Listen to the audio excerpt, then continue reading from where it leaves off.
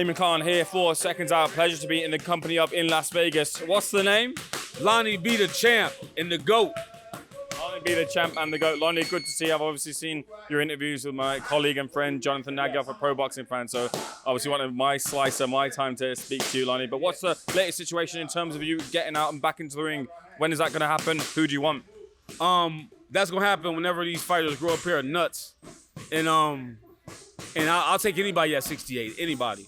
It don't matter to me. I believe I'm the best 68 in the world.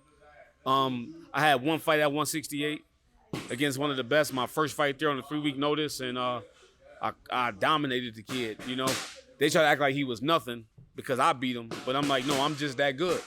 You know, and me and David Benavidez could have got a fight in, but you know, I was with Mayweather Promotions, and things was the business was messed up. So boxing is a business too. I'll be dumb to just go out there and keep fighting and fighting and fighting and fighting and fighting and fighting. And then when all said and done, I have nothing. You know what I'm saying? So I made some decisions, and it caused me to not fight in 5 years.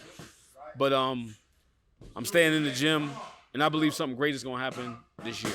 Let me throw some names at you, British names. One of them being Callum Simpson. Was that be a fight that you take? Yes. That's the fight at 68, right? The kid that's with he with the what's his name? The promoter? Ben Shalom. Yeah, I would fight him. I would love to fight him. Like I said, any 68. Any 60. I'm not worried about no 68. No 68 pound. Here's a random one for you. I saw that James DeGale has returned to the ring. He's doing bare knuckle boxing. Would you ever entertain bare knuckle? Nah, I'll stick to boxing. Now, if you want to come back to the ring, I'm more than happy to oblige. But yeah, boxing is my sport. I love it. I ain't doing no MMA. I ain't doing bare knuckle. I ain't doing none of that. I hear there's a lot of opportunities coming, obviously, with the Saudi Arabia kind of pushing like a long fight week for the Terence Crawford versus Canelo Alvarez versus Terence Crawford fight. They're doing like a real pre-fight party where they have a number of fights on throughout the days. Would you be someone who, would, if the opportunity arose, would take that to take an opportunity and try and carve out a bigger one after that? Oh, absolutely. The only problem is it would be hard finding somebody to match up with me, because in boxing, guys know what it is. Like they know what kind of time I'm on. You know what I'm saying? So it'd be hard to get any of those guys in the ring, any 68 in the ring with me. I think. I mean, prove me wrong, but I would love to perform in front of Turkish El Sheikh. I know for a fact I would love to perform in Saudi Arabia, over there, Dubai. I know they would love I got some of the best skills in the world, hands down. And I know they would love me. And it's funny because there's a lot of trainers over here that know me. And you know, I thought they would give me some burn over like, yo, it's this kid named Lonnie B. I'm telling you, this dude get busy. But you know, I figure in its proper time it'll happen. Do you agree with the whole kind of Tom and Jerry sort of rule? Is that something you want to see established in boxing, or how do you feel about that that's been put out there right now? Oh, what about the stuff, the antics they do in boxing? I think it's foolish. The only thing we make boxing great again is by, and Turkish El Sheikh is doing a great job. He's making the fights that people want to see, but he's helping fighters that he's still pushing a promoter's agenda.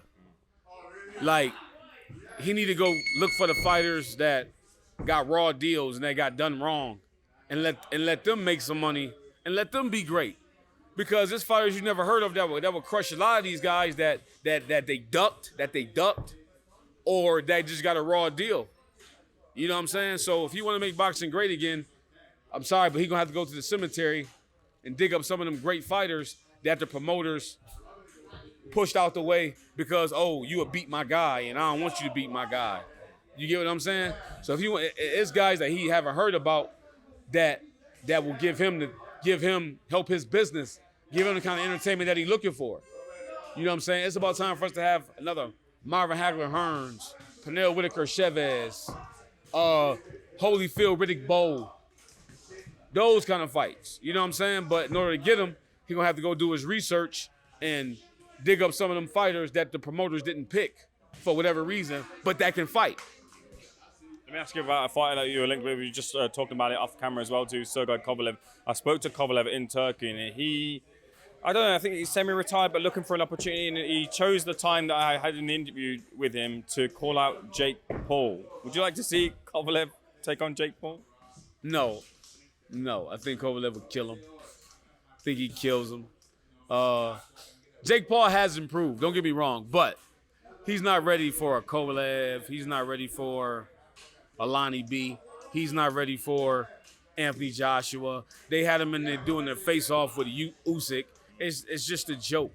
It's a joke. Respect the Jake Paul, though. He's doing his thing, but he's not ready for no Usyk. Like, Usyk is a boxing Bible. He's a boxing Bible. It don't get no better than that. He's not, I don't care how much weightlifting he do. I don't care how many trainers he get. He cannot and will never be able to beat a Usyk. Sorry. Usyk will beat him with his arms cut off. Let me get your take on this, because I was speaking to some of the American media about Joshua versus Jake Paul, and they said to me that, look, if Jake Paul lands an Joshua, he's getting knocked out. I said, are you being serious? They said, yeah, Joshua's got a weak chin. I said, but do you think Jake Paul can land that shot? Tell me what the case is. See, but that goes to show you how boxing can create an illusion and make you believe something that's not true. They think, so he couldn't knock on Mike Tyson, but he can knock on Anthony Joshua. First of all, the size difference is insane. Anthony Joshua's what, 6'19"? Jake Paul is what, 5'11"? It's a tree versus the seed.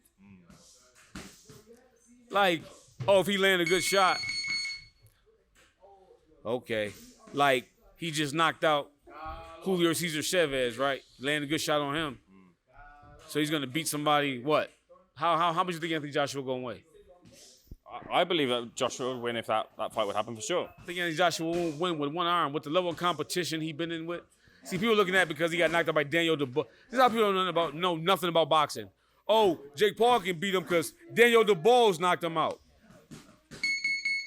What? Yeah, Daniel Dubois. You talking like Daniel Dubois is a bum. He's the fucking heavyweight champion of the world. What are you talking about? Oh, Usyk beat him. So if Usyk can beat him, then Jake Paul can beat him. What? When it comes to boxing, I learned to just walk away from foolish people who say stuff that's like just say stuff that's retarded. I just walk away like, all right, well, listen, whatever make you sleep better at night, go ahead and say it, dummy. Okay, we've got to talk about and discuss Daniel Dubois, because he was world champion. He's now not world champion. He's undisputed. Oleksandr Usyk is now undisputed heavyweight champion.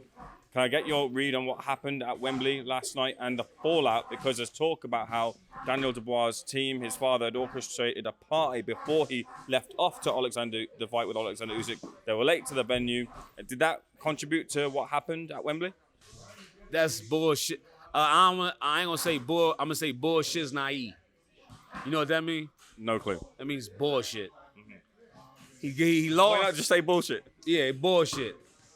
He lost because Usyk is the better fighter. Right. That's why. What the fuck the party got to do with you letting your hands go? Listen, people kill me. I hear people all the time.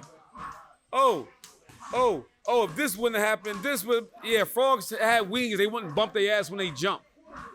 So you can say whatever you want, but the truth of the matter is, when I get in that ring, forget everything that happens after that or before that at that point. When the motherfuckers are throwing punches at me and trying to hurt me, what do the party got to do with that? It ain't like he was drinking. We don't know that. He wasn't drinking. He got his ass whooped, and that's just that. Usyk is the better fighter, and that's just that. He threw a party. He showed up to the venue late. What's gonna be the next excuse? Oh, what? Let me guess. His toe was hurting or some shit from the party. Like, this shit is just insane. Another one I want to touch on, when they said the Berlanga and Shiraz fight. Oh, the tainted hand wraps.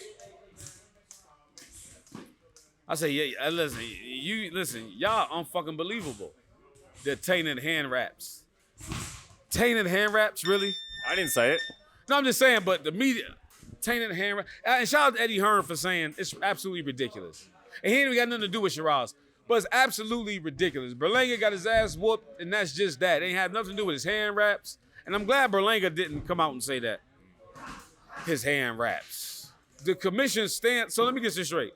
So he comes from the UK or Saudi, wherever he's from, to fight in Berlanga's hometown as the B side. Berlanga's the A side. And the New York City Commission will watch him have dirty hand wraps. When everybody's there to see Berlanga, we're gonna let you have dirty hand wraps. Even though you're not from here, you're from other side of the water, and Berlanga's our star, we're gonna let you cheat.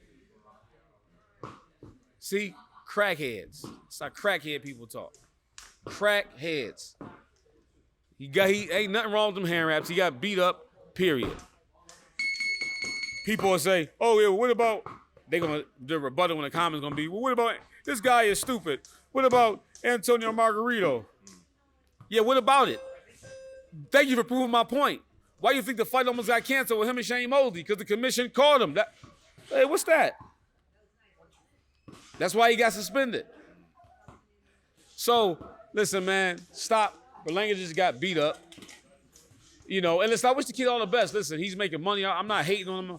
I wish him all the best, but he lost fair and square, period. Let me take you back to Dubois. A lot of people are now pointing the finger at Daniel, saying that he quit again. My colleague, Rady Raheem, spoke to Derek Chisora, and Derek Chisora said he could have got up. He saw the video of him, and he took the count, and then he walked back, and there was no bending in his legs. He wasn't weak. He walked back straight to the corner. I would never call a fighter a quitter, but other fighters have labeled Daniel Dubois in the past off the back of Joe Joyce and the first Usyk fight. Did Daniel Dubois quit in the ring for your eye? Okay, first of all, for a fighter, for somebody who never put on a pair of gloves and stepped in the ring and say a fighter's a quitter is extremely disrespectful. I agree. You don't know what's going on in his brain. I don't give a damn if so because you said, oh, it's like if you choking right now, right, and you die, and I say, well, I know he was gonna die. He ain't asked for no water. You're choking. It doesn't matter. You're still choking. I'm gonna make sure you all right. Like you get what I'm saying? You understand the analogy? Like, so you don't know what's going on in his brain. You don't know if he's dizzy in his eyes. It's like you don't know what his body is feeling. He probably had enough in him to walk to a corner, but not enough to finish a fight with a fighter like that. So no, he's not a quitter. He's a warrior. I'm sure he's made more money than most people would never make if they died and came back 20 times. He was heavyweight champ of the world. How he a quitter when he knocked out Anthony Joshua after being hurt? Listen, he was just in there with a better fighter, and he couldn't continue. And what you mean he a quitter? Didn't he get dropped twice? Once in the fight, and the second time was the end of the fight. Right. So if he was a quitter, he would stop the first time like I'm done. But he said, okay, and then the second time was that was a beautiful shot that he didn't see coming. That's something hard, that's very hard to recover from. Mind you, it's hard to recover from to continue to fight, but not to recover from to walk to your corner. He probably like, I can't beat the man. And I'm hurt. I'm hurt. Nah, man. Like, my life is more, and that's the thing that reporters and media need to be more sensitive to. Because a fighter can die in there. So he got to get up and prove something to you. He got to risk his life to prove something to you. He's accomplished more than 99.9% of people in the sport. He ain't got nothing to prove. Listen, bad night for him. Bad night for him. He was in there with a better man. He realized it, and he said, you know what? I'm going to bow out gracefully. I think that's a smart man, and I think Dubois is a great fighter and nothing less than a champion. It's disrespectful to say he a quitter when you never laced up a pair of gloves in your life. I agree with you.